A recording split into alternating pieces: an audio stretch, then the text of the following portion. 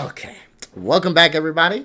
My name is Trey Fab. I am a React content creator. I like to react to basketball content, which I'm doing today, whether it's basketball creators or everyday basketball news. I like to react to drama content, which is that TikTok drama, brain rot, clout that numbs your mind, something to watch, just something to listen to. If you want someone to laugh at or just someone who can give you a decent take, whether it's basketball or drama, I'm the guy for you. So please like, comment, subscribe, and let me know if there's anything you want me to react to. With that being said, let's start it off. We're going to be reacting to the Jimmy Butler trade is raising serious concerns by Mike Korzemba. Butler has officially been traded to the Golden State Warriors in a package centered around Andrew Wiggins. The full details are on the screen right now if you want to pause and read them. All right, we will pause, and we'll put it at 1.25 speed, and we'll see. So the Warriors get Jimmy Butler. The Heat get Andrew Wiggins, PJ Tucker, and Kyle Anderson. The Pistons get Lendo Waters III, Josh Richardson, and a second-round pick. They also get a protected first-round pick. And the Jazz get Dennis Schroeder, 2032 second-round pick. Here's the thing. I'm going to be honest with you guys.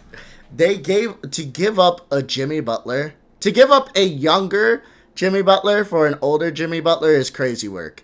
And to also get rid of Dennis Schroeder. And they get nothing in return except Jimmy Butler. And then to proceed to sign Jimmy Butler to a 2-year, $112 million deal. I'm being honest. Do we really think that Jimmy Butler's worth upwards to $60 million a year? He's playing good and he's a great player. I will not take that away from him. Do we believe his antics? Him being willing to push himself out whenever he's feeling sad or losing the love of the game? Do we think we should reward that? And not only that, do we really think he's really that much better than Andrew Wiggins? Enough to be trading away a few of your pieces, a couple picks, and to only get him back and to have him hit more on your cap? I don't know. I don't know if he's worth it. I don't know. But we'll see what Mike Korzemba says. That's my opinion on it before we get this shit started. I like Jimmy. He's from Chicago. Chicago Bulls fan here. I like Jimmy. I just don't like his attitude. I like him as a player. And I also don't like the fact that the Warriors somehow feel like they're in win now mode. They have an old-ass roster. 35-year-old Draymond, or wait, I know Draymond looks like he's 35. I don't even think Draymond is 35. I think he just looks older than fucking LeBron. 34, so he's almost 35. 34-year-old Draymond, 35-year-old Steph Curry, 35-year-old Jimmy Butler. What are we doing? What is this? We'll see what happens. Let's see what Mike has to say. But I don't think it's a smart trade. At least in my opinion. I just don't. Because you're not in win now mode. You don't have enough. But the immediate question is, can the Warriors win an NBA championship with Butler? Can this trade give Steph Curry his own version of The Last Dance? What's up, Mike here, and we are on an NBA trade deadline grind, so I just want to say make sure to subscribe and turn on post notifications. That way you never miss a video. The Warriors have been linked to multiple All-Stars headed into this trade deadline. So why do they ultimately end up trading for Jimmy Butler? Why do they believe that Butler is the player that's going to put them over the top? The answer is, I will say this trade is a little hard to judge at first. Jimmy Butler, to be fair, is 35 years old. And in the 2025 season, it looks like Jimmy Butler's stats have been slipping. Now, is this because he has been completely uninterested in playing for the Heat for, honestly, who knows how long now? It was back in December when it was reported that Jimmy was dyeing his hair different colors for different games in order to showcase to the world in a sly way the teams he wanted to get traded to. So maybe Jimmy had this on his mind for the entire year. Judging Jimmy's stats anyway, in the 2025 season, he is averaging 17 points per game, 5.2 rebounds, and 4.8 assists. That is the lowest amount of points per game he has scored since his 4th season in the league, and at 35 years old. A lot of people would be concerned here. However, I will say for at least this season, I am not. For one thing, we know Jimmy Butler is a playoff superstar and that the regular season is not where he has made his name as much. Obviously, as a 6-time All-Star and a 5-time All-NBA selection, Butler's regular season numbers have been impressive, but it is playoff Jimmy who the Warriors are trading. Why are you trading for playoff Jimmy? This being 1.25 is kind of crazy. Well, the thing is, I talk a lot. So when it comes to the video, I put it at 1.25 so it doesn't drag the video any longer. I usually don't go faster than that because I know that the video is going to be extremely fucking hard to understand if I put it at like 1.5 or 1.3. But 1.2, you can understand everything he's saying. It can sound a little sped up, but it's understandable. Anyway, by the way, I was responding to a live message. I go live with my content, so you guys should hop in sometime soon, anytime soon, to join me in the live. And by the way, if you guys want me to slow it down, let me know in the comment section. Tell me if I should slow it down or just keep it at 1.25. Like I said, I do that for you guys so the video doesn't drag on longer than it should, because usually I talk a shit ton to begin with. But anyway, let's go back to what I was talking about as far as Jimmy Butler. They traded for playoff Jimmy, is what they're saying. But right now, they're not even in the fucking play-in. You're trading for a player that's going to take you off in the playoffs. He's going to fucking... going to put boots to ass in the playoffs. It doesn't fucking matter if you're not going to make it into the playoffs. You're the 11th seed. You're not even in the play-in. So why the fuck would that matter? Why would you trade for a playoff Jimmy? A player that you're admitting that's not going to be good in the regular season, but will be good in the playoffs. You need someone that's good in the regular season so you can get there. Because right now you're not. You're a game below 500. Come on now. What is this nonsense? I feel like this is a little bit of cope. I like Mike Korzemba. I like his takes. I respect his takes.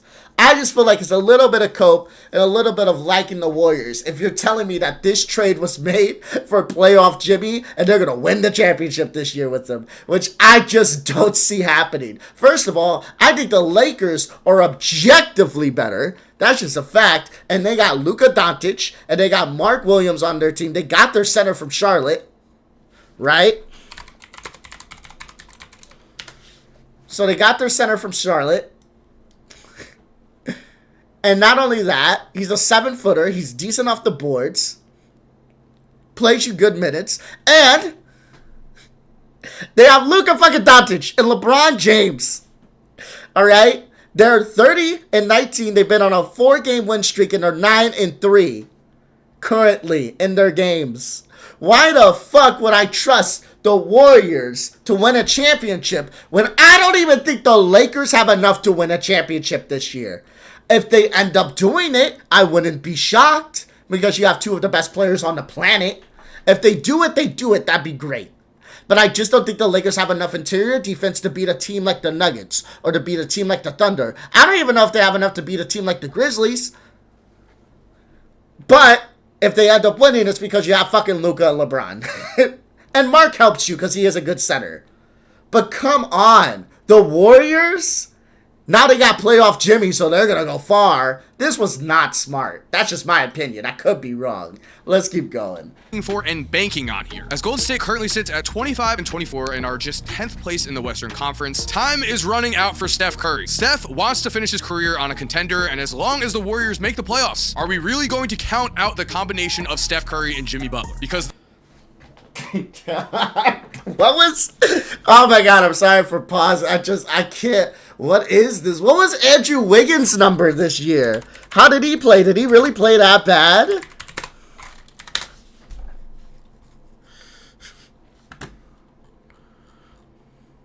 So Andrew Wiggins gave you 17 points, about 2.5 assists, and about a steal and a block a game, as well as 4.6 boards.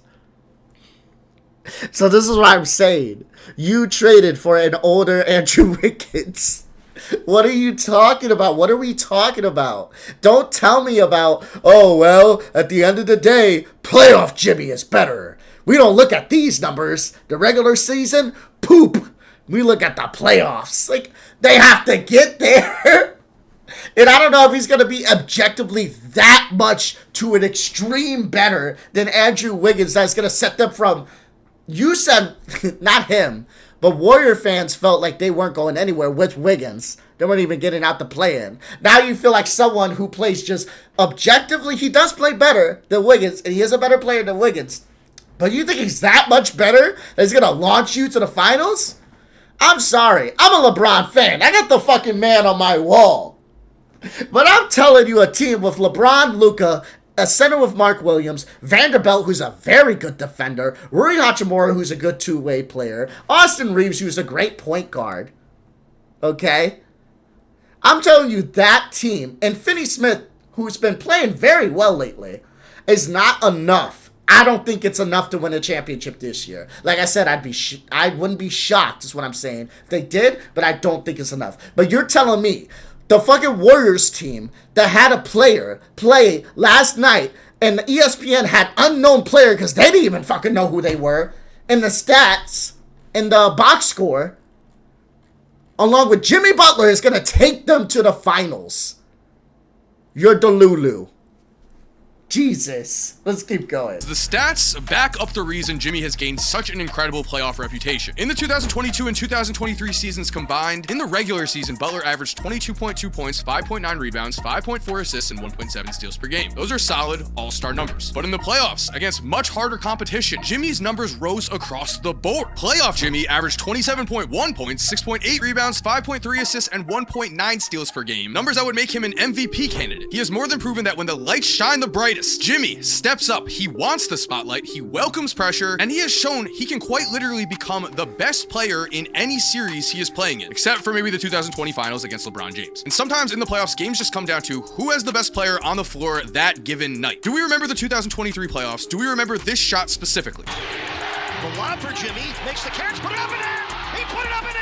Here we had the 8th seeded Miami Heat matched up against the number 1 seed Milwaukee Bucks, a team that not only had just won the championship 2 years earlier, but had a former MVP in his prime in Giannis leading the way. Jimmy not only tied Game 5 on this crazy buzzer beater, he also helped the Miami Heat beat the Bucks in overtime, leading them to a 4-1 demolition over the number 1 seed. And for this series, Jimmy averaged 37.6 points, 6 rebounds, 4.8 assists, and 1.8 steals per game on 59.7% shooting from the field against the number 1 seed. There is a reason why Jimmy has been called Michael Jordan's son. With this win, the Heat became just one of 6 8 seeds in NBA history to bring down a 1 seed in the first round of the playoffs. But Jimmy was not done there. He would go on to lead the Heat to their second NBA Finals appearance since he had been traded there, toppling the Boston Celtics along the way. The question is going to be, does he still have this in him? I think he does, because even while Jimmy's base stats are down this season, again, this could be due to lack of interest on playing on the Heat, but also Jimmy's advanced stats show that he is still playing at a very high level. This year, despite the fact that Jimmy has the lowest usage rate of any of his seasons in Miami, he currently has a true shooting percentage of 63.8%, which is the second highest of his career. He also ranks 20th in the league in true shooting. Jimmy's .232 win shares per 48 minutes are currently the 4th highest of his career, and they would rank him 5th in the entire NBA if he had played enough games to be eligible. So at least at the age of 35, it seems like Jimmy still has it. Will he still have it at 36 and 37? That remains to be seen, but what? Okay. Who do you guys think is better? Jimmy, right now, who do you think is better? Jimmy Butler or LeBron James? Most of you probably will say LeBron. Some of you will probably say Jimmy. Okay, who do you think is better? Luka or Steph Curry? Some of you may say Curry. Some of you will say Luka. Objectively speaking, it can go back and forth. But Luka is definitely better than Jimmy. LeBron, give or take, is better than Jimmy, and he's 40. They have a better roster than the Warriors. How are you saying? I don't understand how we could say we don't think the Lakers can get to the finals, which I agree with, by the way. I don't think they can get to the finals. But we think the Warriors, a team that is objectively worse, like we can, let's do this. We're just going to do this. Like, we're not even going to. Let's look at their roster.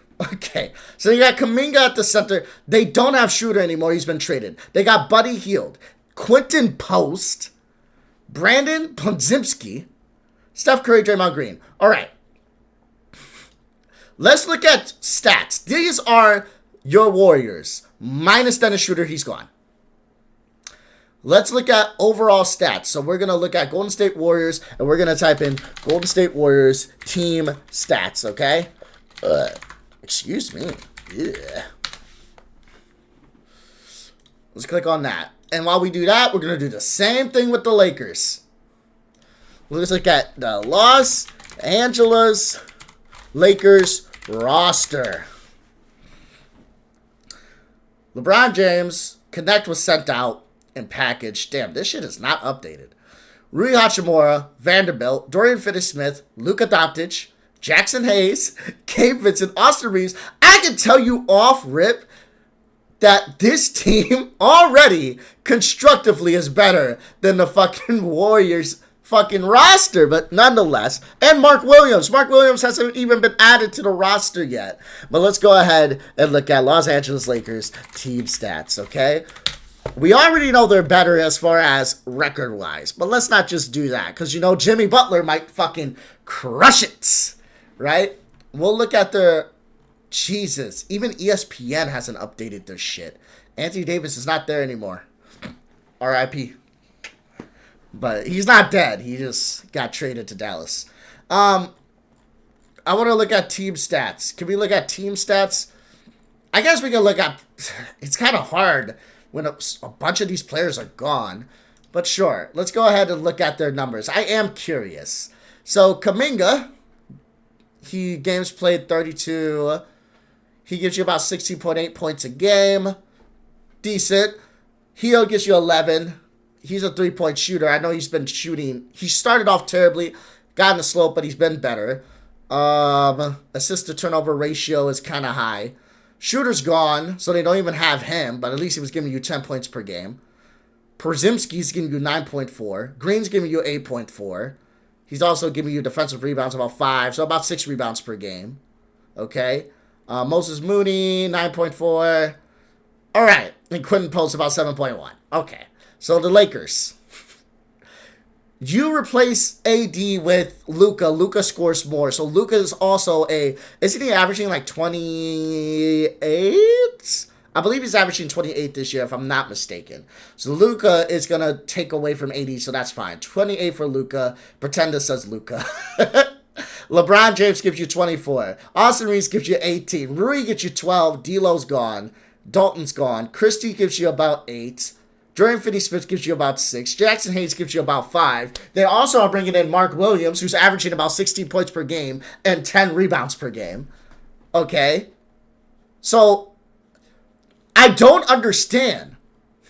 You got one fucking player that's giving you 20 points per game. Now two. And the rest, no. They're just not. Dennis Schroeder's gone. Okay? Kuminga, 32 games played. Is he injured right now?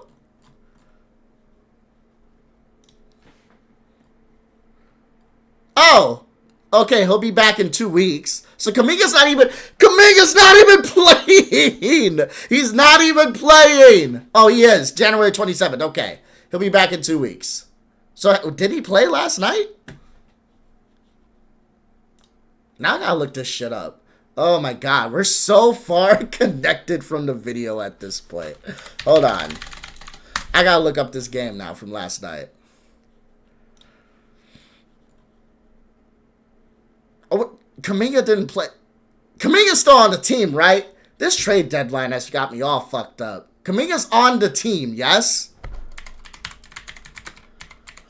Or was he traded?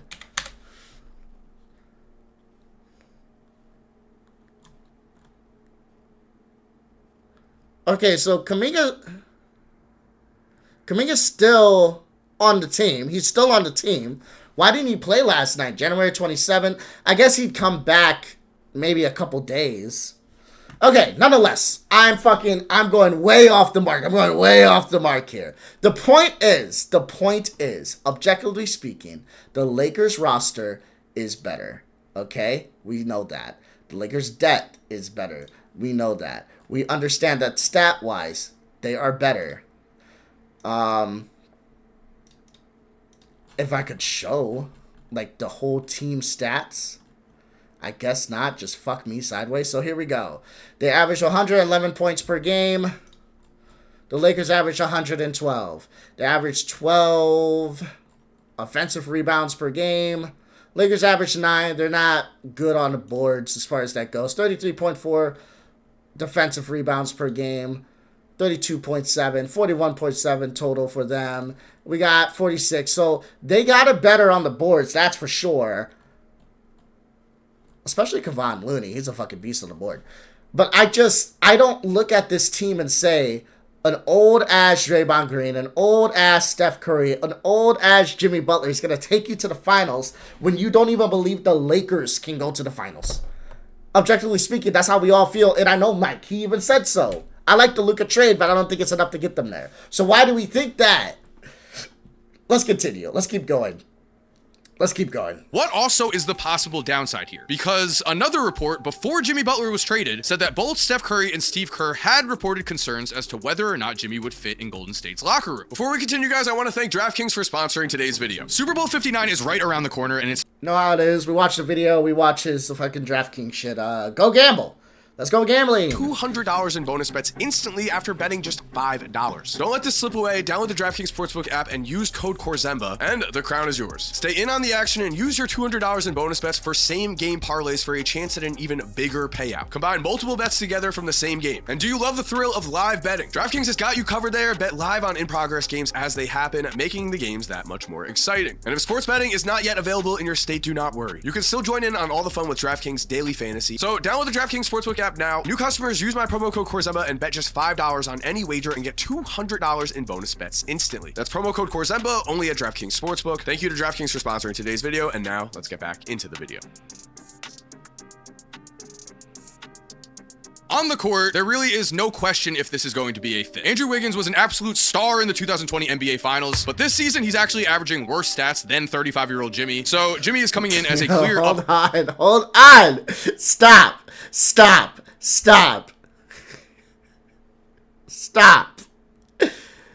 17 points per game, 17.6 points per game, total rebounds 5.2, total rebounds 4.6. Now he's got him on assists and also rebounds, but barely. He's got him on assists for 4.8, he's got 2.3. Field goal percentage 54, field goal percentage for Andrew 44. Field goal from the 3, so 3-point percentage 36. Andrew Wiggins has a better 3-point percentage. Free throw percentage 80, Andrew Wiggins 77. Okay? With an efficiency of 56.5, with an efficiency of 52.4. When you say that he is 35-year-old Jimmy is way better than Andrew Wiggins right now, it's like, hold on. You flashed this fast. I know I'm at 1.25 speed, but you flashed this fast, okay? He's not playing that much better. He's not. Yes, his shooting percentage is better, but it ain't from the 3. And not just that, they are close enough, so why the fuck would it matter? If he gives me these numbers that are virtually the fucking same, why would it even matter? Considering that you're telling me that he's not going to pop out and show niggas until the playoffs, if they can't even get there. If this is how he's going to play in the regular season, when they're not even in the play-in, why the fuck was this trade done?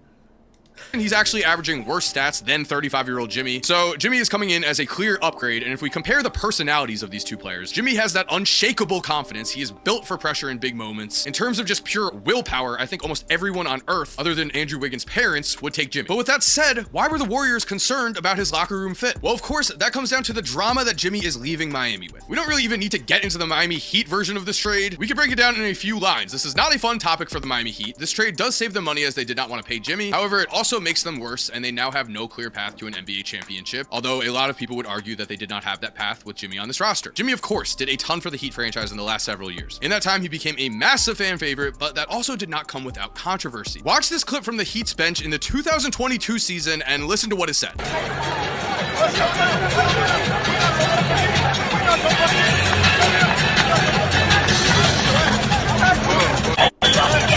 Haslam is not known for outbursts like this, and to say that Jimmy Butler has a big ego would be an understatement. Now, that ego has turned him from the 30th pick in the NBA draft all the way to the star that he is today. It has worked several times in the Miami Heat's favor, but I also believe that this moment from JJ Redick's podcast is telling. Do you think I'm, like, just that hard to work with? Clearly, after Jimmy asked if he was difficult to work with, JJ felt awkward and did not really want to answer this question. Everyone in the world has buried the Sixers for choosing Tobias Harris. Let me tell you something. If I ask my homie, hey, do you think I'm hard to work with? And he just started fucking laughing. It's like, oh, that's funny. Next question. I'd probably think, man, I might be a little bit of an arrogant prick, huh? What the fuck? Davis and Ben Simmons over Jimmy, and the results there speak for themselves. The Heat have made 2 NBA championships, while the Sixers have still yet to make even an Eastern Conference Finals appearance during the process. This is what Jimmy Butler brings, though. A lot of talent, an absolute dog in the playoffs, but a huge personality with him. Jimmy left the Sixers after he found out that they were asking behind the scenes if they could control him. He took extreme offense to this, saying that he is a grown man. Why do you want to control me? But to be fair, he has also literally left every single team he has been on bad terms. We covered the Sixers. Did you know that even on the Chicago Bulls, listen to what Jimmy said to his coach, Fred Hoiberg. Jimmy wasn't getting along with Coach Hoiberg. But last game, Jimmy got attacked. Jimmy was upset. Coach Hoiberg is like, Jimmy, like, this starts with me and you. Like, what's going on? And then Jimmy goes, well, 1, I think you're soft. 2, I don't like you. Coach Hoiberg was like, well, then you, Jimmy. On the Timberwolves, Jimmy requested a trade in the summer because he thought the 2 stars on the roster, Cat and Andrew Wiggins, were too soft. Then he skipped training camp and stayed in shape by playing at a local Lifetime fitness center. Then scheduled an interview on national television with Rachel Nichols. On that same day, showed up to practice in a surprise twist, took all of the bench warmers, beat the starters, while at one point pointing to the Timberwolves GM and screaming, you effing need me. You can't win without me. And then after he left practice, according to Jeff Teague, we all run the locker room like, Jimmy, bring your ass back out here. We want to play again. Jimmy gone. Jimmy gone. Jimmy at home. We go in the locker room, ESPN pop up. You know what time it is? Rachel Nichols and Jimmy Butler on TV. We like, what the? He like, yeah, I just killed him at practice and I think they all good players. We like, what? Hold on. So with these kinds of situations following him, we can see why the Warriors might have a few concerns about Jimmy, especially because they have Draymond Green on the roster, a man who himself has had some problems with teammates in the past. Kevin Durant said that he left the Warriors because of his arguments with Draymond Green. If we're being honest, other than that... No, he didn't leave the Warriors because of his arguments with Draymond Green. Kevin Durant left the Warriors because Draymond Green called Kevin Durant a bitch. Let's keep it real now. Teammates argue. Friends argue. I argue with my friends about random shit we'll argue about all the time. Sometimes it'll get a little heated. Sometimes it won't. It'll just be a simple argument. We never let it hang, and we never get angry with each other. We might get angry at what we're saying, but we move on. We let it go. But one thing that is hard to let go from your friend is if your friend calls you a bitch. That is different. That is a whole different level. Now we just went from arguing to possibly fighting. That is different. So that is why Kevin Durant left. Udonis Haslem craziness, there really was no major drama for the Miami Heat the last few years, up until, of course, this season. And this season, we have a very simple matter. The Heat were not willing to pay Jimmy Butler the money he felt he deserved. He felt after leading them to 2 NBA Finals, he deserved to get paid. Pat Riley felt he was too old to get paid that type of money, but the Golden State Warriors don't feel that way. They're paying him. Now, I want to make it clear, I do not think that this was the best way for a superstar to leave a city, but if we are being fair to Jimmy, Pat Riley failed to get Jimmy a star addition to the Heat's roster, something Butler had been asking for since their original 2020 finals run. Riley even failed to get Damian Lillard when Lillard made it clear he wanted to go to Miami. The Heat were the frontrunners to get Dame, and it was reported that they dropped the ball on getting him. We also, of course, know that Pat Riley said Jimmy Butler should have kept his mouth shut instead of saying the Heat could have taken the Boston Celtics in last year's playoffs. He did not have to publicly scold their franchise player. Handling the egos of NBA superstars is part of managing an NBA team. And at the end of the day, winning solves everything. I love the fact that Steph is going to get a chance to compete with a new star at the end of Steph's career. And at the very least, this trade is going to bring a lot of entertainment for us, the fans. So there we have it. Thank you for watching. I hope you enjoyed today's video. If you are new to the channel, make sure to subscribe and turn on post notifications. That was a good video. I'm curious on what people are saying.